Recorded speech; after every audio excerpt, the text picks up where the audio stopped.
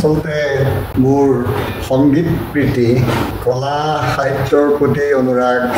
বা যিটো কয় আমি ভাস্কৰ্য চিত্ৰশিল্প গীত কবিতা গান বুলি আমি যিটো কওঁ এই গোটেইবিলাকৰ প্ৰতি আচলতে আগ্ৰহটো সৰুৰে পৰাই আছিল কিন্তু ই খুব সুন্দৰভাৱে আগবাঢ়ি যোৱাত সহায় কৰিলে মোৰ অতি প্ৰিয় অতি শ্ৰদ্ধেয় কবি হীৰেন ভট্টাচাৰ্যই তেখেতৰ লগত মই দীৰ্ঘ 25 বছৰ অমল সান্নিধ্য লাভ কৰিছিলোঁ এই 25 বছৰ তেখেতে প্ৰায় 8-10 দিনৰ মূৰে মূৰে আমাৰ ঘৰলৈ আহে সন্ধিয়া প্ৰায় 1 ঘণ্টাৰ পৰা 2 ঘণ্টা সময় তেখেতে কটায় আৰু তেখেতে নিজৰ কবিতা সৰু সৰু টুকুৰা কাগজত লিখি আনে আমি তেখেতে বহি চকী তুলি চোফাত ধুনীয়াকৈ আৰামকৈ বহে একদম ধ্যানস্থ মনেৰে চকুটুকু মুদি লৈ কেতিয়াবা লৈ মোক সেই সৰু সৰু কবিতাকে 3-4-5 বাৰ আবৃত্তি কৰিবলৈ দিয়ে আৰু তেওঁ কয় যে মই কবিতাটো ঠিকেই হৈছে তাতে হয়তো 2-3 শব্দ ইফাল সিফাল কৰিব পাৰিলে মই ভাল পাম নেকি এই আপুনি মোক চাই দিবচোন আৰু মই শুনি থাকোঁ সেইদৰে কয় তাৰ পিছত কিছুদিনৰ পিছত মই গম পালোঁ যে তেখেতে হীৰেন কবিতাৰ যিটো মূল লাই খুঁটা আৰু যিটো 4টা খুঁটা সেইকেইটা ঠিকে ৰাখে বাকী কবিতাটোৰ কাষে পাজেৰে থকা 2-3 শব্দ প্ৰতি তেখেতৰ কেতিয়াবা অলপ সন্দেহ থাকে যে ইয়াতকৈ আৰু ভাল শব্দ এটা মই পাম নেকি সেই শব্দবিলাক হ'ব লাগিব একেবাৰে অসমীয়া শব্দ আমাৰ মানুহৰ বুকুৰ শব্দ আৰু যিবিলাক শব্দ অতি মহিমাময় যিটো শব্দৰ অৰ্থই বিভিন্ন ধৰণে ৰূপ লৈ এটা চিত্ৰকল্প সজাই থাকিব পাৰে এটা মাত্ৰ শব্দই গতিকে এই হীৰেনৰ সান্নিধ্যই মোক কবিতাৰ প্ৰতি বিশেষ আকৰ্ষণ কৰি তুলিলে আগ্ৰহী কৰি তুলিলে ইয়াৰ পিছতে তেখেতে আচলতে গীত মাত গানৰ প্ৰতি খুব হেঁপাহ সেইটো যেতিয়া মই গম পালোঁ তেতিয়া হীৰেনৰ বহুকেইটা জন্মদিন মই আমাৰ ঘৰতে আয়োজন কৰিছিলোঁ আৰু সেইবিলাক জন্মদিনত আমাৰ মূল হেৰিটো আছিল কেক কটা নহয় আমি গানৰ জলচাপত খুব ভাল ভাল গায়ক গায়িকা নিমন্ত্ৰণ কৰোঁ 4-5জন হৈ একেবাৰে লোকগীতৰ সামগ্ৰী যাক আমি কওঁ তেখেতকো আহিছে কেইবাবাৰো মৰিয়ালৈ তাৰপিছত ক্লাছিকেল মিউজিকৰ বহুতকেইজন আহিছে গায়ক গায়িকা এইবিলাকৰ সান্নিধ্যৰে আমি যেতিয়া এটা সন্ধিয়া 3-4 ঘণ্টা আমি কটাওঁ তেতিয়া স্বাভাৱিকতে সংগীতৰ প্ৰতি গানৰ প্ৰতি বহুতো আৰু বাঢ়ি যায় দ্বিতীয়তে হীৰেনে নিজেই আচলতে এজন কবিয়েই নহয় তেখেত এজন শিল্পীও শিল্পৰ সৃষ্টিৰ প্ৰতিও তেখেতৰ এটা খুব সাংঘাতিক এটা প্ৰীতি আছিল তেখেতৰ বহুতখিনি তেনেকুৱা ড্ৰয়িং চিত্ৰ ছবি তেখেতে আছে আৰু সেইদৰে মোক লাহে লাহে শিল্পৰ যিবিলাক হেৰি ভাস্কৰ্য কওক পেইণ্টিং কওক অন্যান্য ছবি কওক এইবিলাকক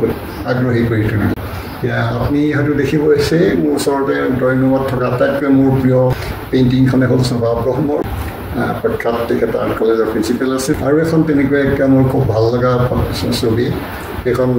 আছিল এজন প্ৰখ্যাত শিল্পী প্ৰণৱ বৰুৱাৰ দেৱৰ এনেকৈ বহুকেইখন খুব ভাল ভাল শিল্পীৰ ফটো এই নহয় তেখেত পূৰা ছবি নিজৰ মই সংগ্ৰহ কৰিব পাৰিলোঁ ৰাখিছোঁ আৰু সেইকেইখনে মোক আনন্দ দান দিয়ে হীৰেনৰ আৰু এটা কথাই মোক সদায় খুব বিশেষভাৱে আলোড়িত কৰি ৰাখিছে তেখেতে কয় যে আমাৰ প্ৰথম পৰিচয় মানুহ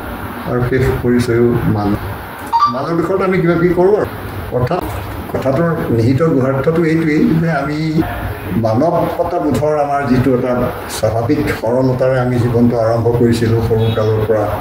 ল'ৰালি কালৰ পৰা সেই সৰলতা সেই স্বাভাৱিক যিটো চৰিত্ৰৰ এটা সুন্দৰতা সেইটো আমি বৰ্তাই ৰাখিব লাগে সেইটোৱেই হ'ল আচলতে বিকাশ কৰাৰ এইটোকে আগলৈ লৈ যোৱা আমি প্ৰয়াস কৰিব লাগে সদায় তাতোকৈ আৰু কথা তেওঁ নিজে কবি নিজেতো আৰু আচলতে চহৰৰ মানুহ কিন্তু গাঁও এখন তেওঁ বহুতে লৈ ফুৰে গোটেই সমগ্ৰ অসমৰ চাৰিওফালে তেওঁ ঘূৰি ফুৰে গাঁৱে গাঁৱে এনেকুৱা এখন গাঁও নাই যিখন গাঁৱৰ তেওঁ নাম নাজানে আৰু প্ৰায় বহুতবোৰ গাঁৱলৈ তেওঁ নিজেই গৈ স্কুটাৰৰ পিঠিত উঠি গৈছে খোজকাঢ়ি গৈছে নানা ধৰণে তেখেতে গৈছে গৈ তেওঁ ভিতৰুৱা ক'ৰবাত গাঁৱতো হয়তো ৰাতি কটায়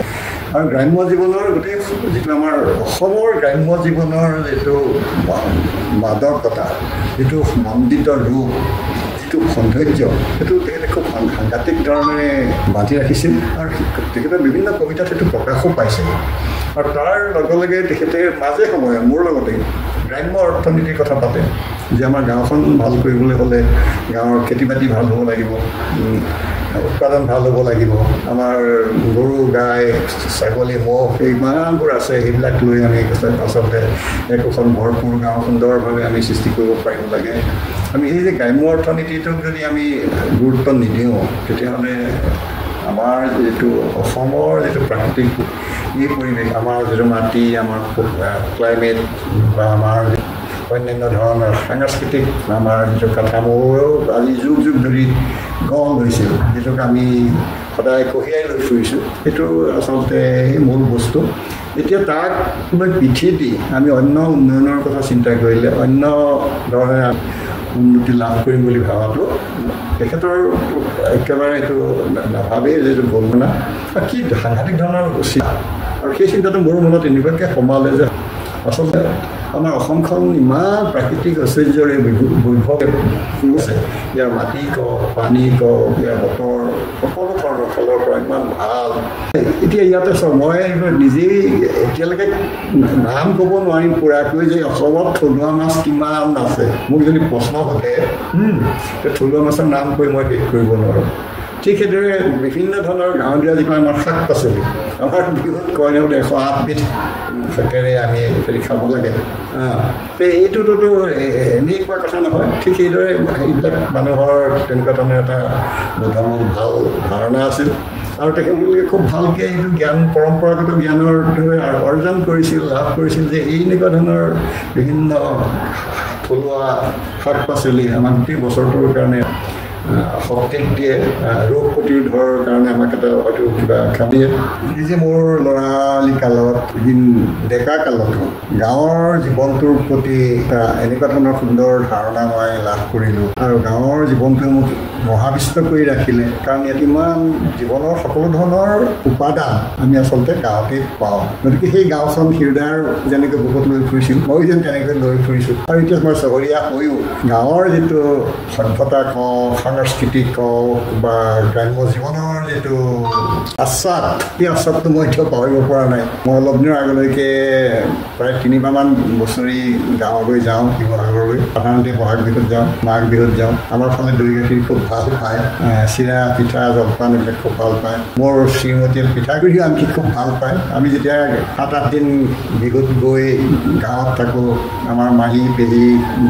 আত্মীয় কুটুম্বৰ ঘৰলৈ যাওঁ, সকলোৱে আমাক একতা একতাত পিঠা জলপান চিৰা পিঠাগুড়িৰ টোপোলা দিয়ে। শেষত এনেকুৱা হয় যে আমাৰ এম্বেচেডৰ গাড়ীত বা জিপচি গাড়ীত মানে এইবিলাক পিঠা পনা নধৰা হয়। তাৰোপৰি কি কৰে বহুতে আকৌ এই ঘৰতে থকা শাক পাচলি, আকৌ তাতকৈ ডাঙৰ বস্তু দিয়ে কল। আমাৰ শিৱসাগৰত খুব ভাল কল পোৱা যায়। আমি তাত অকল মালভোগ কলেই নহয়, জাহাজী কলেই নহয়, আমাৰ তাত আচলতে যিটো আমি ভীমকল বুলি কওঁ, কেতিয়াবা বহুতে আঠিয়া কল কয়, কিন্তু আচল যিটো আমি ভীমকল বুলি কওঁ, ভীমকলটো আমাৰ তাত খুব হয়। আমাৰ নিজৰ ঘৰতো, মোৰ নিজৰ গাঁৱৰ ঘৰতো এখন বাৰীৰ ওপৰত কলেই আছে, ভীমকল, আঠিয়া কল, জাহাজী কল, বঙালী মালভোগ কল তেনেকুৱাকৈ। আৰু মোৰ মনত পৰে আমাৰ গাঁৱৰ নিজৰ ঘৰখনত এনেকুৱা এটা দিন নাছিল যিদিনাখন মানে পকা কল একাশী নাছিল। ইমানেই কলৰ মানে আমাৰ তাত প্ৰচুৰ পৰিমাণে আছিল।